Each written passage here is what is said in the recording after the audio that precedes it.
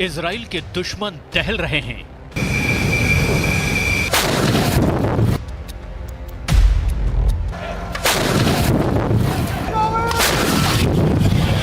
Gaza में, Lebanon में, Yemen में, सीरिया में जहां दुश्मन सिर उठाते हैं, इजराइल बारूद बरसाता है।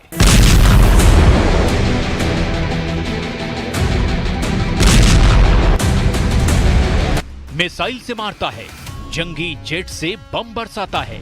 पारंपरिक हथियारों की मार से बच जाने वाले दुश्मनों को इजराइल हाईटेक तरीके से सबक सिखा रहा है। इजराइल के हमले का जब तक दुश्मन अंदाजा लगाता है, तब तक वो हमले की दूसरी किश्त चुकाने लगता है। पहले चलिए लेबनान और देखिए बेरूत की बर्बादी, जानिए हिजबुल्लाह की तबाही। जलता बेरूत, खंडहर बस्तियां, बारूद से सनी बहुमंजिला इमारतें, खंडहर में सर्च ऑपरेशन, मुर्दा उगलती इमारतें,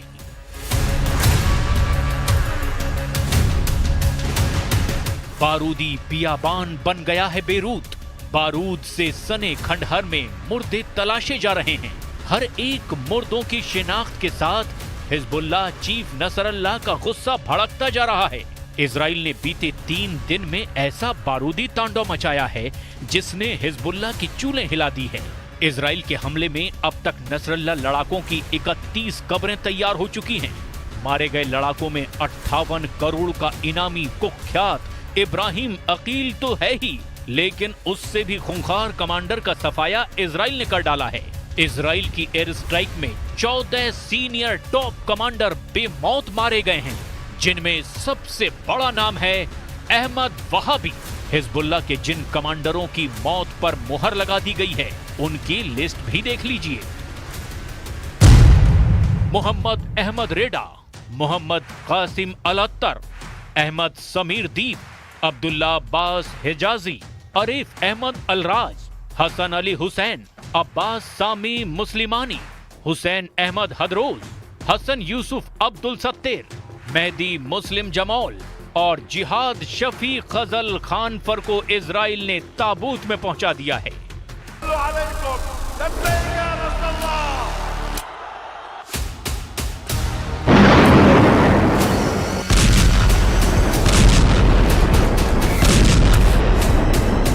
नसरल्लाह 11 के नाम से बदनाम इन लड़ाकों के लीडर इब्राहिम अकील और अहमद वहाबी का द एंड हो चुका है।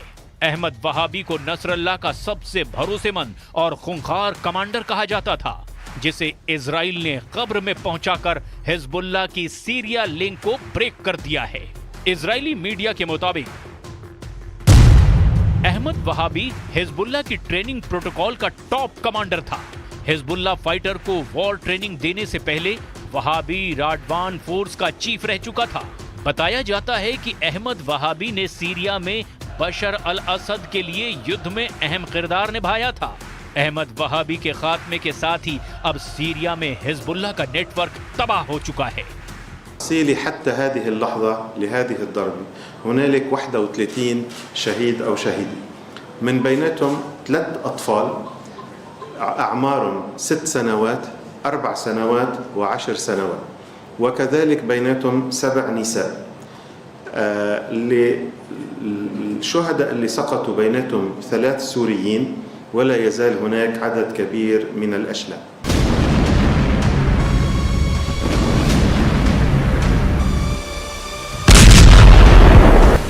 इजराइल ने अब तक सिर्फ हिजबुल्लाह के सैन्य कमांडरों को निशाना बनाया है, लेकिन हिजबुल्लाह चीफ नसरल्लाह की इजराइल को आर पार की युद्ध की धमकी के बाद अब आशंका ये जाहिर की जा रही है कि नेतन्याहू नसरल्लाह के खात्मे का ऑर्डर देने में अब ज्यादा देर नहीं लगाएंगे।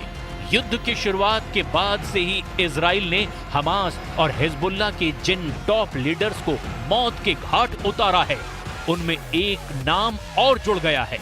हमास का इंटेलिजेंस चीफ और टेक्नोसेवी कमांडर मोहम्मद मंसूर को सेंट्रल गाजा में आईडीएफ ने दफना दिया है। मोहम्मद मंसूर हमास के इंटेलिजेंस विंग का टॉप कमांडर था।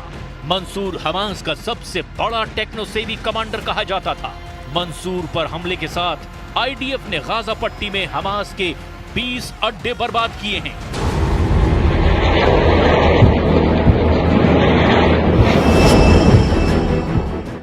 हमास और हिजबुल्लाह को बराबर डोज दे रही नेतन्याहू आर्मी की हिट लिस्ट भी रिलीज हुई है, जिसमें हिजबुल्लाह के जिन कमांडरों को टारगेट बनाया जाना है उनके नाम का खुलासा भी हुआ है। नेतन्याहू की हिट लिस्ट में सबसे ऊपर हिजबुल्लाह का दक्षिणी मोर्चे का कमांडर अली कराकी है। कराकी को अब हिजबुल्लाह का टॉप आर्मी ऑफिसर माना जा रहा है। अली कराकी उत्तरी इजराइल में सभी हमलों को लीड कर रहा है। अली कराकी के बाद तलाल हामिया आईडीएफ की हिट लिस्ट में बताया गया है।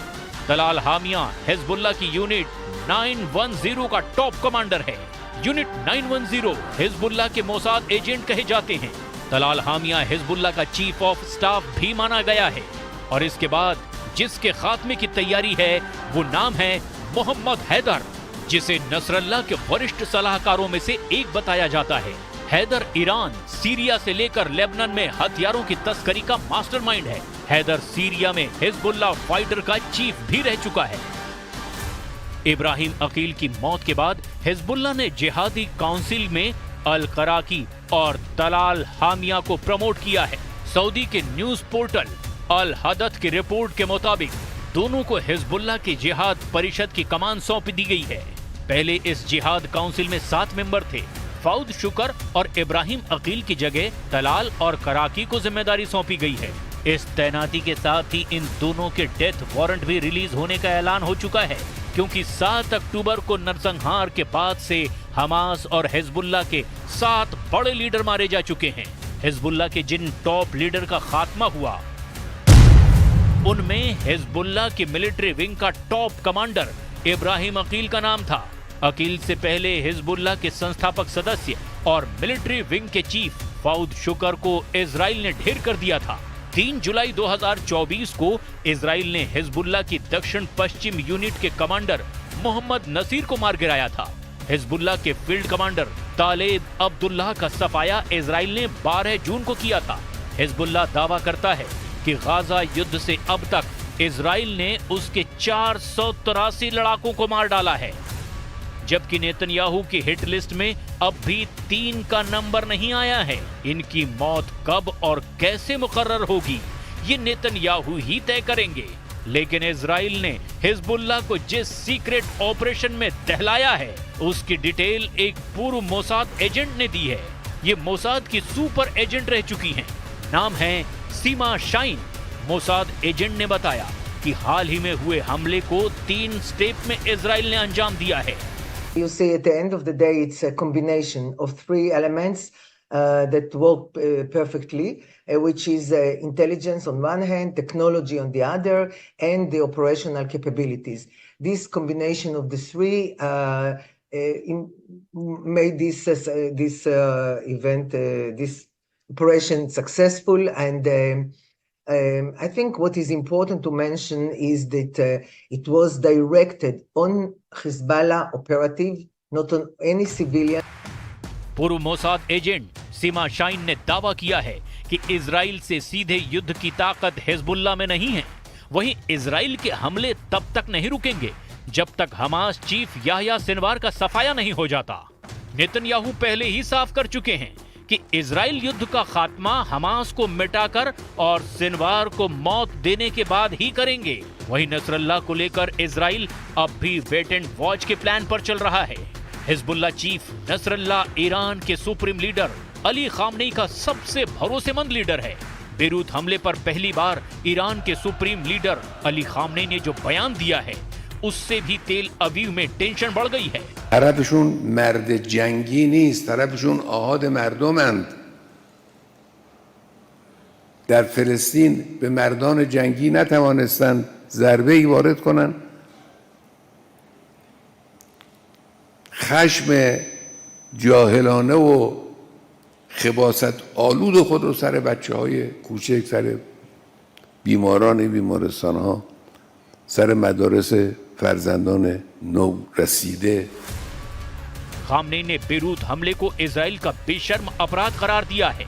मतलब नसरल्ला पर सीधा हमला हुआ तो इजराइल लेबनान युद्ध को कोई रोक नहीं पाएगा। युद्ध में तब ईरान खुलकर इजराइल के खिलाफ उतरेगा। फिलहाल इजराइल लेबनान फ्रंट पर आर पार की जंग लड़ने से बच रहा है और इसी वजह से नसरल्ला की सांसें चल रही है। हालांकि आईडीएफ की एयर स्ट्राइक जल्द रुकने नहीं जा रही है, जिसके सिग्नल इजराइल के अलर्ट से मिल रहे हैं। आईडीएफ ने सफेद सिटी में सभी नागरिकों को बम शेल्टर में रहने के ऑर्डर दे दिए हैं।